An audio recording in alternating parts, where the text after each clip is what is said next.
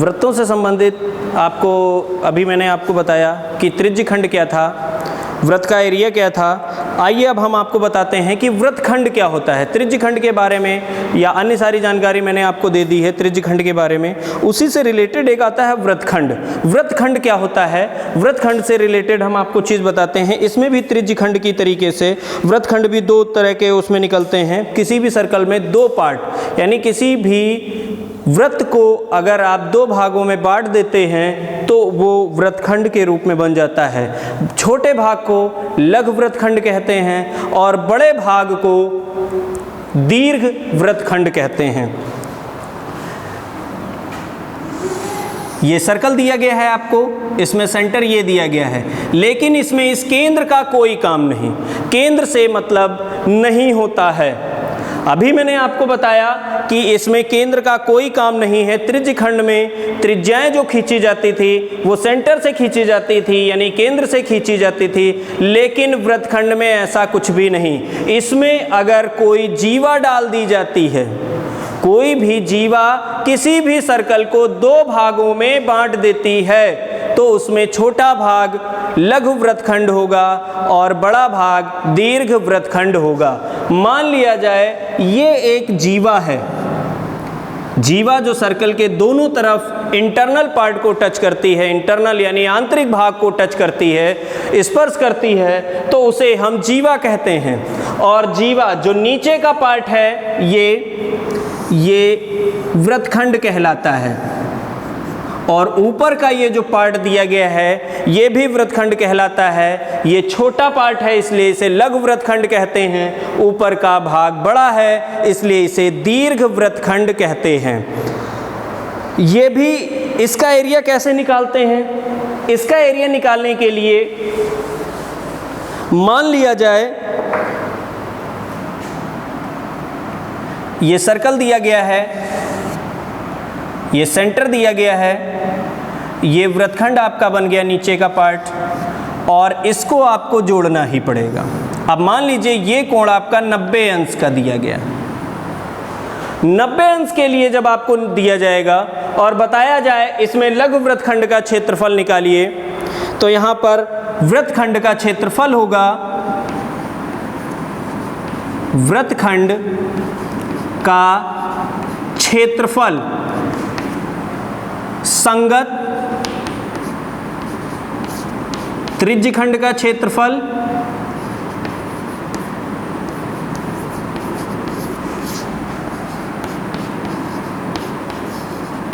Minus संगत जो इसके अंतर्गत संगत त्रिभुज का क्षेत्रफल।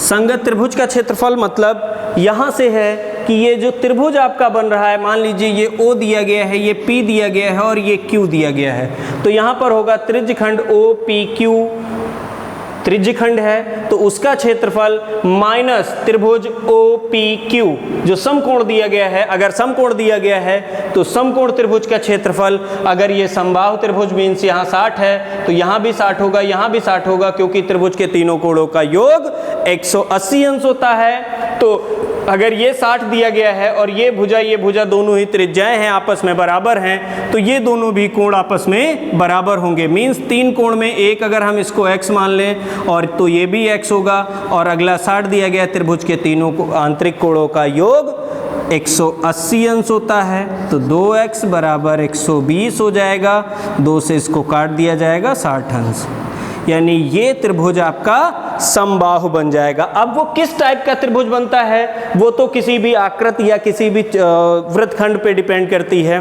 कि वो कैसी दी गई है। इसलिए यहाँ पर जो वृत्तखंड का क्षेत्रफल होता है तो संगत त्रिज्यखंड का क्षेत्रफल माइनस संगत त्रिभुज का क्षेत्रफल, कोई भी आकृति दी गई है उसके अकॉर्डिंग। अब यहाँ पर अगर हम इस आकृति के उस पे निकालते हैं जो 90 डिग्री दिया गया है, तो यहाँ पर ये निकाल सकते हैं त्रिज्यखंड का क्षेत्रफल होता है 2 पाई r स्क्वायर इंटू थीटा बटे 360 माइनस संगत त्रिभुज का क्षेत्रफल। अब त्रिभुज वो किस तरह का है, त्रिभुज OPQ का क्षेत्रफल, ये इस तरीके से निकाल लेते हैं। इसके अलावा जब हमें, अब यहाँ पर दो टाइप के मैंने अभी बताया कि एक लघु वृत्तखंड होता है और एक दीर्घ वृत्तखंड होता है। तो यहाँ पर जब लघु वृत्तखंड का क्षेत्रफल, अब संगत जब मैंने लिख दिया तो वो लघु भी हो सकता है और दीर्घ भी हो सकता है, लेकिन जब हमें केवल ये कहा जाए दीर्घ वृत्तखंड का क्षेत्रफल निकालिए, दीर्घ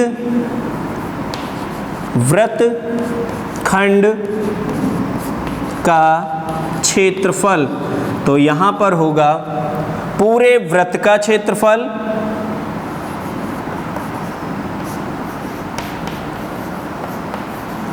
माइनस लघु वृत्तखंड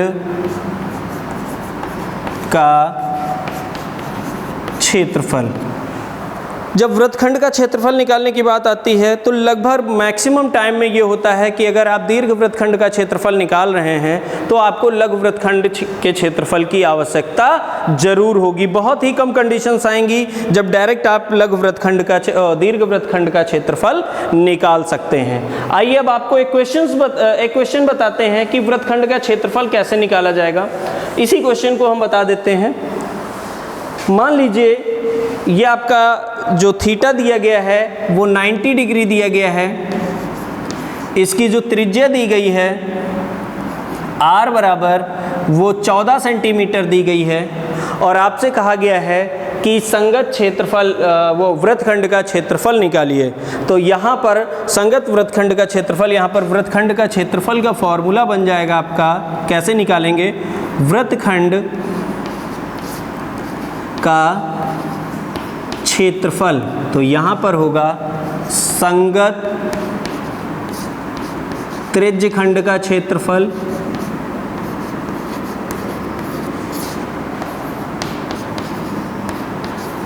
माइनस संगत त्रिभुज का क्षेत्रफल। आइए बताते हैं संगत त्रिज्यखंड का क्षेत्रफल। संगत त्रिज्यखंड का क्षेत्रफल होगा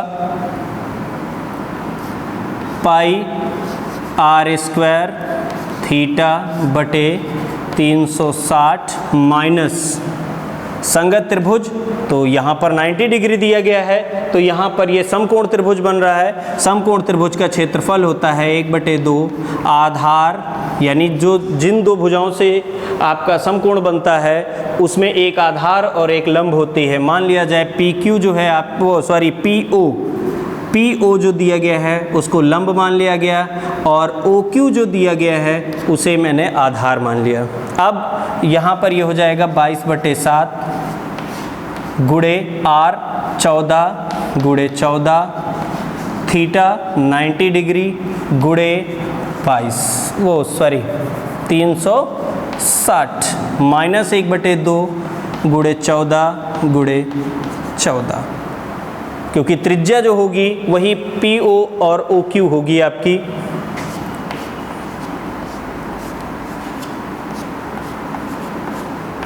ये 11 आ गया, 11 और इसका गुणा करते हैं और यहाँ भी इसको काट देते हैं, या फिर आप ऐसे लिख लीजिए 11 गुणे 14 माइनस 7 गुणे 14। 14 को आप कॉमन ले लीजिए, ब्रैकेट में 11 माइनस 7, तो ये आ जाएगा 14 गुणे 4, 14 चौको 56 वर्ग। जो भी इकाई दी जाएगी मान लीजिए वो सेंटीमीटर में दी गई है तो सेंटीमीटर में हो जाएगा। अब इसी से रिलेटेड अगर इसी क्वेश्चन में ये बता दिया जाए कि दीर्घ वृत्तखंड का भी क्षेत्रफल निकालिए, दीर्घ वृत्तखंड का क्षेत्रफल। दीर्घ वृत्तखंड का क्षेत्रफल क्या होता है, यहां पर आपसे बता दिया जाए दीर्घ वृत्तखंड का क्षेत्रफल।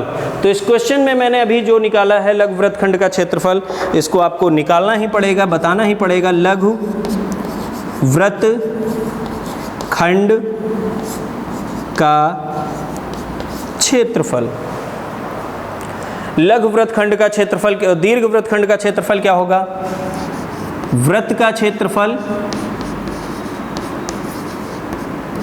माइनस लघु वृत्तखंड का क्षेत्रफल।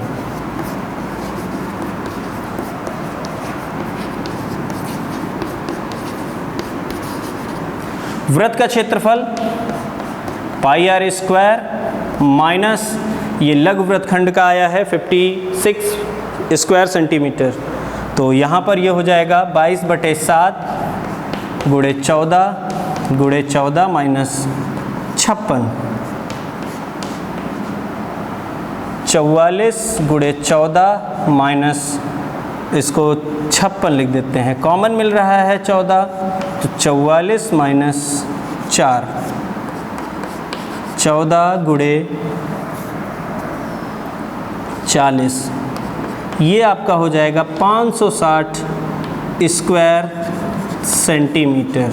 ये आपका ये हो गया दीर्घ वृत्तखंड का क्षेत्रफल। अब इस जो आपको मैंने आज टॉपिक लिया था आपका वृत्तों से संबंधित सभी क्षेत्रफल जो मैंने लिए, उसमें आपके जो भी क्वेश्चंस आते हैं पहले वृत्तों से संबंधित आते हैं, वलयाकार वृत्त आता है, उसके बाद में आपके त्रिज्यखंड आते हैं, त्रिज्यखंड के बाद सबसे लास्ट में आपको बताया जाता है कि वृत्तखंड, जो वृत्तखंड में बताया कि उसके एरिया कैसे निकाले जाएंगे, उसका क्षेत्रफल क्या होता है, लघु वृत्तखंड क्या होता है और दीर्घ वृत्तखंड क्या होता है।